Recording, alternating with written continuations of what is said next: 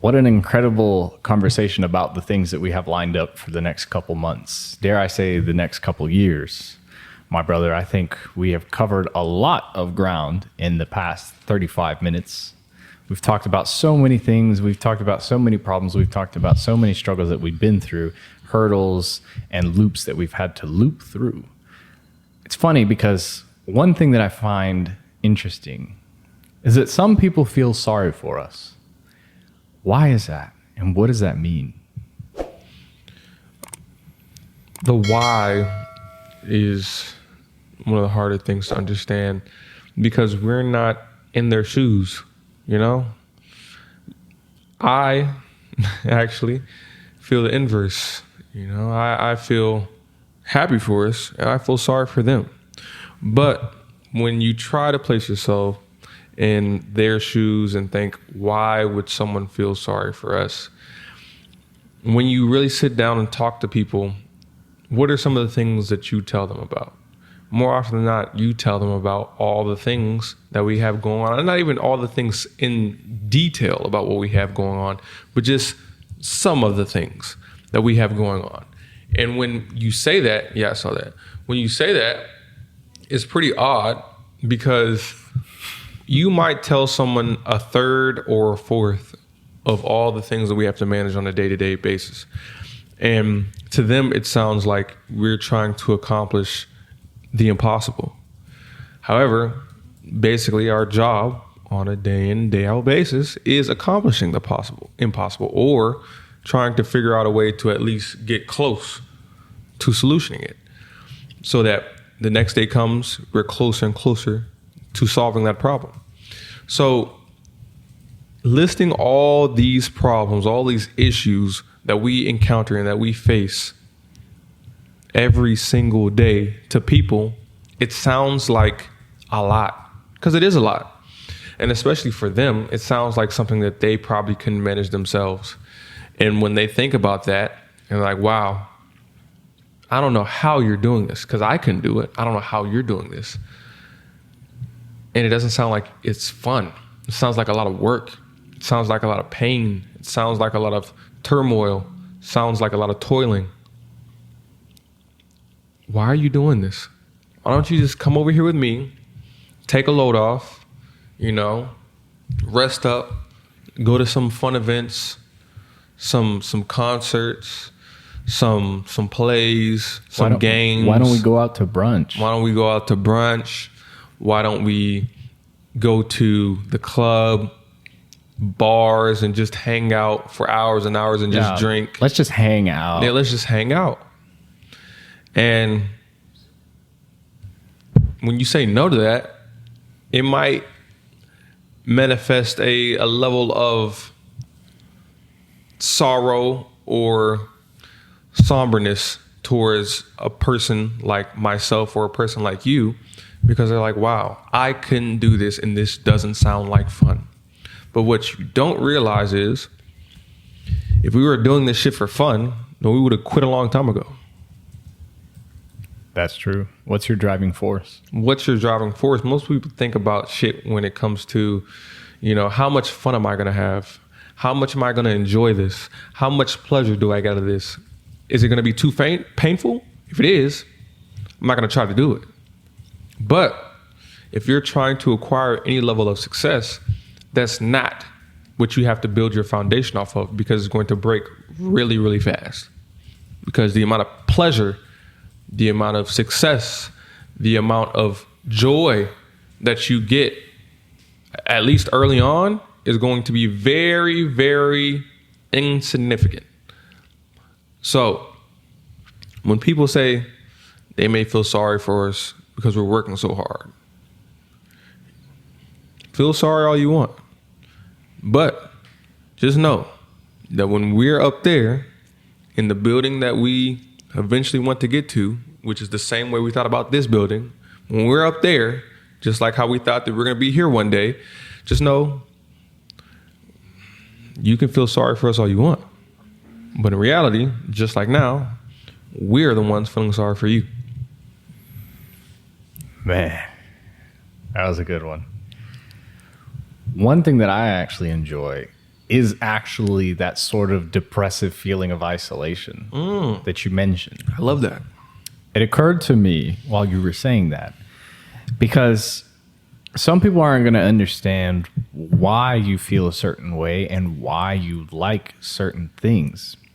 Now, what I actually find intriguing about this sort of lonesome isolation style feeling is it's very simple. Nobody is going to do what we do.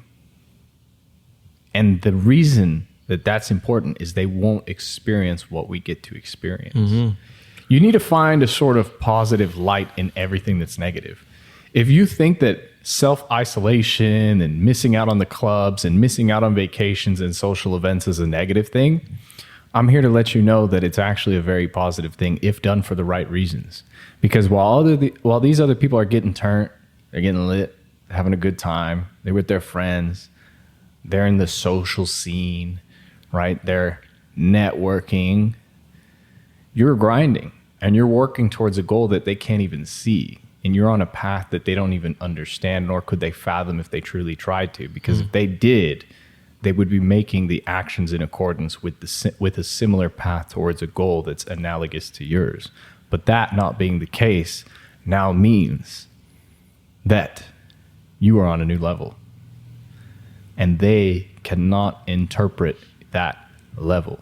And we actually talked about this. I said, I'm not going to use the same words that I used off mic, but I said, I found myself looking at situations as if I'm not the person who's in that situation. And I'll give you all the example that I gave Austin, because it looks like Austin's also slightly confused about what I'm saying. I have to remember, recall. And nice bikes. So we've had a lot of problems today in terms of business, and we'll say to a degree some personal problems as well, but that's a little separate. And I realized, I kind of chuckled as I'm driving, sending multiple messages on and off phone calls, and just on the way to get a haircut. Just on the way to get a haircut at the barber. So many things to deal with. And I laughed. And I just thought to myself, if I wasn't who I was today, and if I wasn't in the position that I'm in, if I didn't have the responsibility that I have, if we didn't have the employees that we have and the businesses that we have, and our own word to keep to ourselves, all of these problems would be the end of the world. They would crush us. They would be devastating. But the fact of the matter is, we are who we say we are. We do have responsibility. We have to take care of employers. We have to take care of our family. We have bills to pay. We have to pay rent on everything in life. And so therefore, these little problems mean nothing to me, nor to us. And I realized, man, me from 5-10 years ago would not think the same thing. And I know that our peers that aren't on a similar path to us, bless their souls, do not have the same mindset. The little things that happen to us would derail their entire life. But for us, it's like a gnat, an annoying little gnat flying around in the apartment. And that is why I say, who cares what they think? And who cares what they feel? They might feel sympathy, but in a sense, I actually take that as an insult. It's like, who are you talking to? Do you know who you're speaking with? I don't need your sympathy. Granted, I know that you might have good intentions in mind, but there's actually an insult to think that we need your consolation to bring us peace. That's actually a very good point, because a lot of people that may be feeling sorry for us or are thinking about us, most of them are thinking about us because they're coming from a place of love. Maybe they're family members, close friends, or acquaintances, probably not acquaintances, mainly just friends and family members. But when they're saying that, they're thinking about it from a place of, I care about this person and I want to make sure that they're okay. Mm-hmm. But what they don't understand is, in order to increase the amount of success that you can acquire, you have to push the boundaries that you may have originally believed to be humanly possible. And that's something that we signed up for about a year and a half ago, as soon as I called you and we met in that fucking cafe, we damn near signed our lives away to this shit that fucking day. And that's what people don't understand. This is the life that we chose. So when people hear all the things that we're going through, or I start to list off the things that we deal with every day or have been dealing with for the last year and some change, people would say, wow, that's, so ridiculous. I don't know how you do it. Why do you do it? Well, we do it because we chose to do it. This isn't something that was forced upon us. This wasn't something that, our parents made us do. Actually, the contrary. They probably want us to not do it and have just a good steady job, get life insurance, get life insurance, get a nice little wife right now, start having some kids, live in a nice little suburban neighborhoods and shit like that. And then me and Jose can go play basketball on the weekends and our wives can go fucking shop. That feels awfully targeted over there. Relax. That sounds like it stemmed from a singular conversation last weekend that I wasn't present for. No, not that one. But, so they are coming from a place of protection. They want to protect us. But like you said, even your parents sometimes, even your close friends may not realize who they're talking to, because when they think about who they're talking to, they might see the Jose that they knew 20 years ago. Nice little Jose, little 5-year-old Jose, not just living life, not really caring about too much, stress-free at the time, right? That may be what they see right now for some odd reason still. And same thing with me. They might see a little version of Austin where, things were more peaceful for me. I wasn't necessarily stressed or worried about certain things. I'm not really today, but I wasn't bogged down with the amount of pressure that I'm putting onto myself that I am today. And that is why they're coming from the standpoint they're coming from. But again, we have built ourselves into machines. And when they're looking at us, they don't realize that we're no longer just regular old Arnold Schwarzenegger. We're the fucking Terminator. We built ourselves into the Terminator. And this is something that we've been doing and making sure that we've consistently put in the work to build for some time now. So when you're thinking about all the things that we're handling, even you right now, and saying, man, I don't know how y'all are doing that. That's ridiculous. Y'all are sacrificing time. You're sacrificing money. You're enduring so much pain. You're enduring so much heartbreak. You're enduring so much fatigue every single day. Why? It's because we signed up for it. We made ourselves into the type of machinery that will be able to withstand this pain, this amount of temperature, this amount of heat. And this is what we signed up for, and this is what we wanted to happen, because we knew it was going to happen like this. We knew it wasn't going to be easy. We knew it wasn't going to be a cakewalk.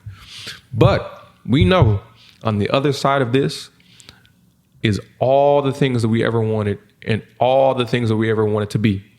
So, again, a year and some change ago, we signed our lives away to this fucking life of hard work and success. And we knew what it came with. So don't feel sorry for us, because we're living the exact life which we wanted to and which we dreamed about when we were younger. And we always had an inkling that we were destined for more. And instead of sitting on the sidelines, watching someone else take our role, watching someone else take our spot, we said, hey, coach, put me in. And we're living. We're in the game. We're taking shots. We're blocking shots. Sometimes our shot may get blocked, but we go back up. That's what we do. That's what we do. Howdy do. This guy. Now, don't take this as if you should never rest. Everybody has their own opinion. If you want to be David Goggins, I love David Goggins. We love David Goggins. Be David Goggins. But let's be practical here. you do need R&R. You do need proper rest. You do need to take care of your health. You do need to do your regular maintenance, whether it's physical, mental, emotional, or spiritual, or all the above. You do need to be social. You need to communicate with people. You need to have beautiful men and women in your life, and you need to maintain some sort of connection with somebody in a familial sense, whether that be your parents, a sibling, or even a dog. You need something, and you need outlets. I'm not saying you need hobbies. I'm just saying that you need something to help temper and control your emotions and your state when it becomes extreme. Because one of the things that you will realize as you're on this venture or a journey in life to better yourself, you'll become very, very aggressive and very type A, depending on how you behave. And this is actually an issue that most veterans have when they come back from war. They have very difficult times adapting to society and essentially reintegrating because they're used to a world that is very, very different from our day-to-day life. The level of aggression and also the level of tenacity and just how aware you have to be of your surroundings and how tense you always are on the battlefield. And so that's one of the things, essentially, entrepreneurship or being a business owner or pursuing any goal, whether it is fitness, whether it is finding a relationship, whether it is writing a book, whether it is completing your degree at the university, getting your doctorates, whatever it might be, you will tend to become more aggressive in the process because you're going to want more and more and more progress, more success, more recognition. Your ambition keeps growing. And as that grows, your patience goes down. Your ability to tolerate certain small minor grievances might go down. As your stress goes up, your self-control also goes down. And you need to understand what are your triggers and how do you deal with them. For example, when I have a lot of stress, I eat. I'm a stress eater. And I know that stress is a trigger for me to eat. So whenever we're doing something ridiculous, what I do is I just start fasting and I remove all the food from the apartment, and that makes my life easier because then now what I would normally run to is gone. So small things like that, you need to realize that you're going to have certain patterns and you need to be introspective enough to understand what those patterns are, and you need to be perspicacious enough to see and foresee them in advance and plan so that you know, hey, I'm going to burn out after 3-4 months on this. I know that's my deadline. I need to finish XYZ before then because this schedule is too hard. I know I'm going to hurt my hamstring if I keep at this, so I need to do it. I need to do maintenance on my hamstring every X amount of days and deload in a certain way. Hey, I know that the bank account's going to hit negative at this point in time. We need to throttle our sales calls. Whatever it is, just know that you're going to have to adapt. So I want to end on this. And before I say that this is within reason. So please understand what I'm telling. Make sure you clip that, Ron. Yeah, make sure you clip that. Put in reason somewhere. This is within reason, so make sure you understand what I'm telling you right now. Thank you, Ron. So, don't feel sorry for the honeybee.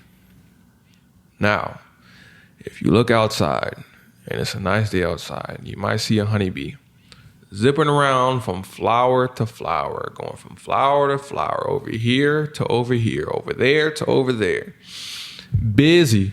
That's where the term busy bee comes from, because bees are normally very, very busy. They're always on the move, right? And when you think about it, we might just see it as, oh, there's just a little bee. Sometimes it can sting you. That's where honey comes from, all that type of bullshit. But you have to really understand that the honeybee was made to work. It was made to pollinate the flowers and contribute to the ecosystem that we currently live in, right? This is what they were made for. So, unless a honeybee is hurt on the ground and needing attention, don't stagnate the progress of the honeybee. If you know a honeybee, you know a worker bee, you know someone who is very work and achievement focused, and they're always on the move, and you care about them, in my opinion, don't stagnate their process or stagnate their progress unless, of course, it's in dire needs, dire straits. Don't stagnate their progress, because this is what the honeybee was made for. It was made to work. So don't impose your ideals of what you think life should be for that honeybee and say, you're such a cute little honeybee. Let me take you in, and you can just stay in my house and I'll keep you in a little jar, right? Poke some holes in it. I'll feed you some shit every now and then, right? Because I like it. That's the way I think you should live. You shouldn't have to go and work and put in all this work on a day in and day out basis. No. Let the honeybee be a honeybee. Let it work. So if you have someone around you that is trying to achieve something and they're putting forth a lot of effort, a lot of passion into it, let them do it. Be there to help them if they fall. But when they get back up and go back to work, don't be surprised, because that's what they were built for. And I've seen this with, especially certain older people that are so used to doing something, and maybe let's just say walking. Maybe they walked every day. And then as a protective kid, you might say, hey, mom, hey, dad, you're getting kind of up in age. Maybe we should take a load off. Maybe we should, stop walking and just stay in the house. But little do you know that for some people, that walk might be the only thing or one of the main things keeping them in shape enough to be in good health in order to live longer. Because if they are stagnant, their health could deteriorate way quicker.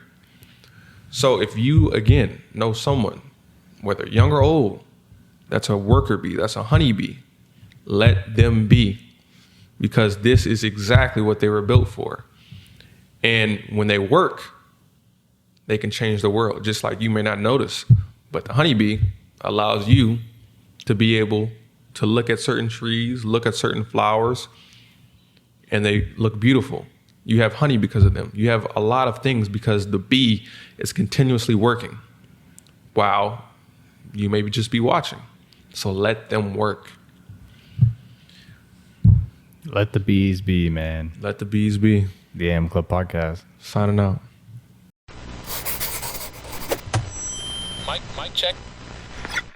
The AM Club Podcast.